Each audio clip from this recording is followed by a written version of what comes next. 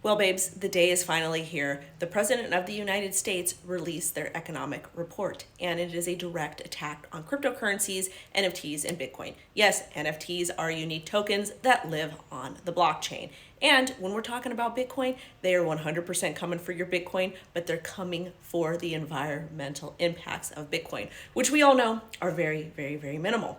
Why do we know that they are minimal? Well, the president of El Salvador not only introduced legalized Bitcoin as legal tender in El Salvador, but is using volcanoes, 100% geothermal energy to mine Bitcoin. Plus, we've got a lot of miners in the United States of America that are coming up with different ways to safely mine Bitcoin to where it doesn't harm the environment. And please let me remind you, when you print money, it causes an impact to the environment. But let's talk about this 513-page report, and I believe about 35 pages was dedicated to cryptocurrency, talking about how bad it is and why we need Fed.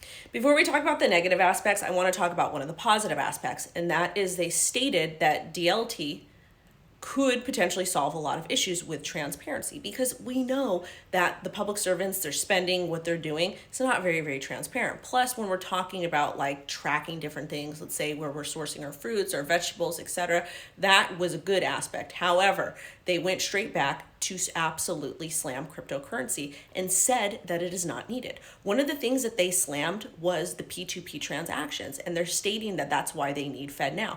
FedNow is going to help usher in a CBDC, which is going to be absolutely detrimental to the United States of America as far as control goes, okay? It's going to be a massive problem, and they're going to go ahead and push this ideology with the failure of the banks, which is a U.S. banking system, not a retail problem, that we need to have this FedNow, we need to have a CBDC to make things better.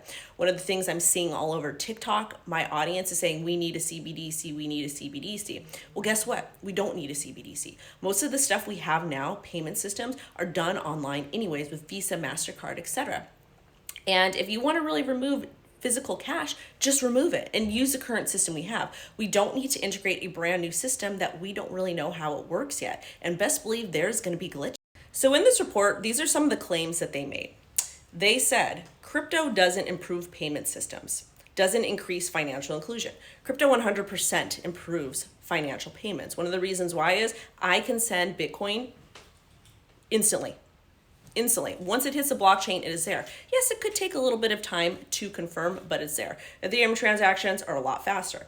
And then the next aspect, increase financial inclusion. Crypto solves this problem. I don't know about you, but I've walked into banks before and gotten those ugly stares, okay?